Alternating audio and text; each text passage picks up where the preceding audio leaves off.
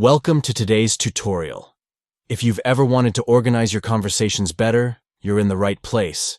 Today we're going to walk through the simple steps to create a space on Gmail, making it easier to collaborate and chat with friends, family, or colleagues. Let's dive right in. First, open the Gmail app on your Android device.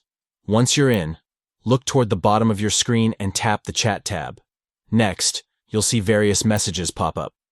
Now, tap the message with the plus icon located at the bottom right corner of your screen. This will open up some exciting options.